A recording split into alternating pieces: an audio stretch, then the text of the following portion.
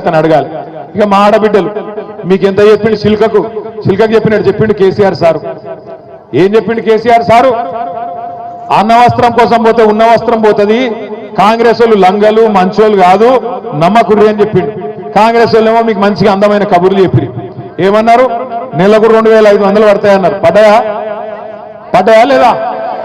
పడ్డాయా? ఒక్కలకన్నా 100 రోజుల్లో 6 గ్యారంటీలు అమలన్నారు. 100 రోజుల్లోనే 6 గ్యారంటీలు అమలు చేస్తా అన్నారు. మరి మీ ఒక్కొక్కరికి ఎంత బాకీ ఉన్నాడు ఎరికైనా రేవంత్ రెడ్డి? ఒక్కొక్క ఆడబిడ్డకు ఈ రాష్ట్రంలో ఉండే 1,67,00,000 మంది ఆడబిడ్డలకు రేవంత్ రెడ్డి గారు ఈ ఒక్క సంవత్సరంలోనే 30,000 రూపాయలు బాకున్నాడు. నెలకు 2,500 చొప్పున సంవత్సరానికి 30,000 రూపాయలు బాకున్నాడు. సో కాంగ్రెస్ వాడు మీ ఓటు వచ్చినందుకు అడిగితే ఏం చెప్పాలి? ఆడ 30,000 పెట్టుకోడుక ఆ తర్వాత మాట్లాడతా అని చెప్పి ఎలగొట్టాలి. ఏం చెప్పాలి? ఎంత బాకీ? ఒక ఆడబిడ్డలు చెప్పాలి ఎంత బాకీ ఉన్నాడు. రైతులకు ఎకరానికి 17,500 బాకీ ఉన్నాడు. ఆడోళ్లకు ఇప్పటికి సంవత్సరానికి 30,000 బాకీ ఉన్నాడు. రేపు దబ్బన తప్పిదారి ఇక 12,000 ఇస్తుండు కదా, సరే తీసుకుంటాం మిగతా తర్వాత చూసుకుందామంటే మళ్ళా ఇయ్యాడు. అది కూడా చెప్తున్నా మీకు ఇప్పుడే. ఓట్లప్పుడే పడతాయి పైసలు, ఓట్ల తర్వాత ఇచ్చే రకం కాదు ఇది. పార్లమెంట్ అప్పుడు వేసినట్టు చేసిండు. మీరు డబ్బల ఓట్లేయంగానే వానకాలం ఎగ్గొట్టిండు. మళ్ళా ఇప్పుడు సర్పంచ్ ఎలక్షన్ల జెడ్పీటీ సెలక్షన్ల ఓట్ల కోసం వేసినట్టు చేస్తాడు, తర్వాత ఎత్తుకపోతాడు, మళ్ళా కనబడాడు, మళ్ళా 4 ఏళ్ల దాకా పత్తకున్నాడు. అందుకే చెప్తున్నా ఇప్పుడే పట్టుకోవాలి గట్టిగా. ఓట్లప్పుడు వచ్చినప్పుడే గట్టిగా పట్టుకోవాలి, గట్టిగా కాంగ్రెస్ వాళ్ళని అడగాలి. ఏమాయ కొడక రైతు భరోసా ఎడవైంది, రైతు బీమా సంగతి ఏంది, రుణమాఫీ సంగతి ఏంది, మాకు ఆడబిడ్డలకు బాకీ పడ్డవు 30,000 దాని సంగతి ఏందని అడగాలి. ఇక చెప్పుకుంటూ పోతే చాలున్నది. 4-5 లక్షల లగ్గాలు అయినాయి తెలంగాణలో ఈ సంవత్సరంలో. ఒక్కొక్క లగ్గానికి ఎంత బాకీ ఉన్నాడు రేవంత్ రెడ్డి? మరి తులం బంగారం దొరుకుతలేడా? బంగారం షాపుడు ఇత్తలేడా? లేకపోతే నిన్ను నమ్ముతలేడా? లేకపోతే ఎందుకు పోయింది తులం బంగారం? ఎంతున్నది ఇప్పుడు తులం బంగారం? పిరమైందా? ఎంత అయింది ఇప్పుడు? 80,000 అయిందా? 80,000 అయిందా? అగో 5 లక్షల మంది ఆడబిడ్డలు పెళ్లిళ్ళు చేసుకున్న వాళ్ళు మీకు ఒక్కొక్కరికి 80,000 రూపాయలు బాకీ ఉన్నాడు రేవంత్ రెడ్డి. కాంగ్రెస్ వాళ్ళని అడగాలి, తులం బంగారం ఏడవాయ కొడుక అని అడగాలి. 6 గ్యారెంటీలు అన్నాడు. ఇక చిన్నమ్మ చెప్తాంది, సిలిండర్ ఫ్రీగా వస్తుందా మీకు? 500లకు ఇస్తాను కదా, వస్తుందా?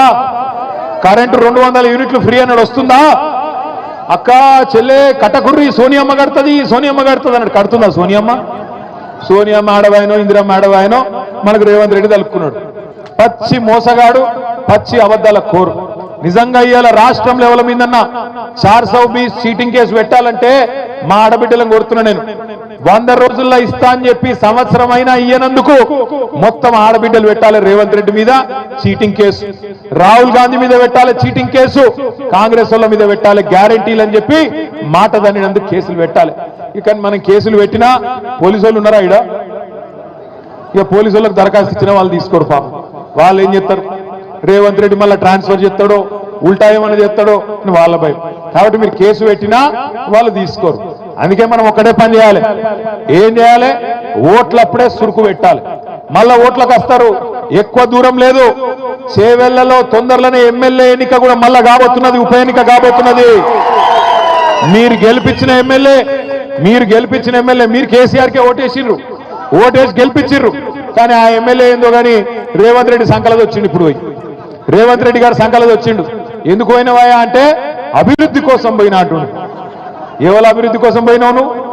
ఏం అభివృద్ధి చేసినావు ఈ సంవత్సరంలో? రైతు బంధు ఇచ్చినవా? లేకపోతే ఆడబిడ్డలకు నెలకు 2,500 ఇచ్చినవా? తులం బంగారం ఇచ్చినవా? చదువుకునే పొలగాళ్ళకు స్కూటీలు ఇచ్చినవా? నువ్వు ఇచ్చిన మాట ఒక్కటే నిలబెట్టుకున్నావా? ఏం అభివృద్ధి అయింది ఈ సంవత్సరంలో? ఉన్నది వీకింది. కాబట్టి నేను అంటున్నా, రేపు ఎలక్షన్ వస్తుంది. ఎలక్షన్ వచ్చినప్పుడు చేవెళ్ళ మాత్రమే కాదు, రాష్ట్రంలో 10 మంది ఎమ్మెల్యేలు ఎవరైతే పార్టీ మారినరో 2025 సంవత్సరంలోనే ఆ ఎలక్షన్ కూడా వస్తుంది. మీ చేవెళ్ళ ఉప ఎన్నిక కూడా వస్తుంది. బుద్ధి చెప్దామా కాంగ్రెస్ పార్టీకి? చెప్దామా వద్దా?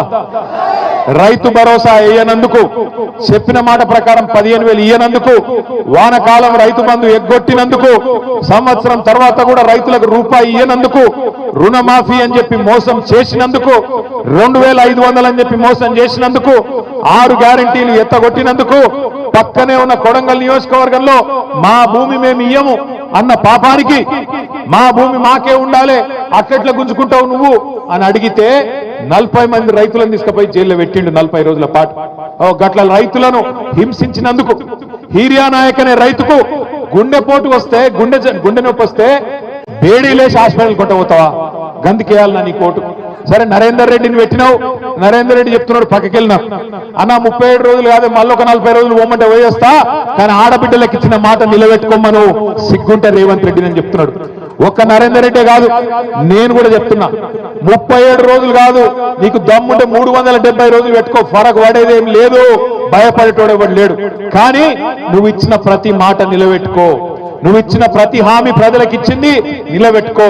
నిలబెట్టుకోకపోతే మేము అడుగుతూనే ఉంటాం, ఎంటాడుతూనే ఉంటాం. రైతుల తరపున, ఆడబిడ్డల తరపున, పేద ముసలి వాళ్ళ తరపున కొట్లాడుతూనే ఉంటాం.